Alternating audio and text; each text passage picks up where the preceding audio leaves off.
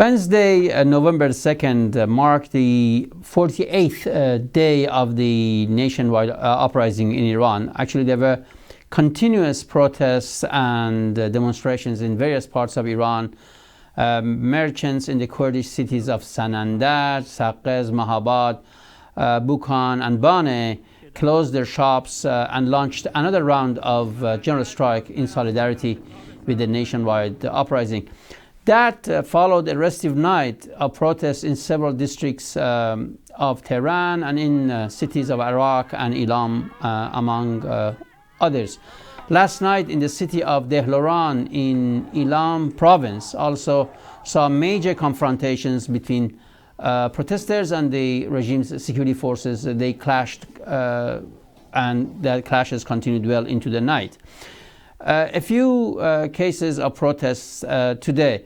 After a huge protest at Tehran's Grand Bazaar, authorities deployed the military to the area in a vain effort to prevent future protests. Also, again in Tehran, high school students of Golestan district protested, chanting, "This is the year Sayyid Ali is overthrown." As we all know, Sayyid Ali is the first name of Khamenei, the supreme leader of the regime. Large banner on a major thoroughfare read in Tehran again, "Fight us and we will fight back."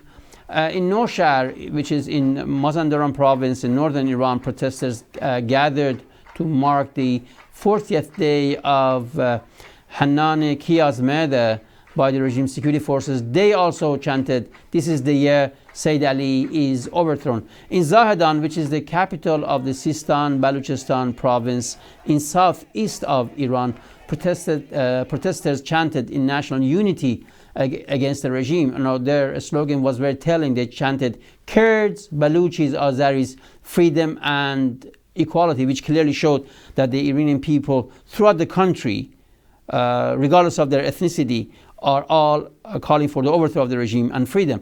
In Tabriz, which is located in the northwest of Iran, students of Madani University protested and they chanted, "With the hijab or without the hijab, united, onward to revolution." There has been a lot of these chants as of late in the past few days throughout the country.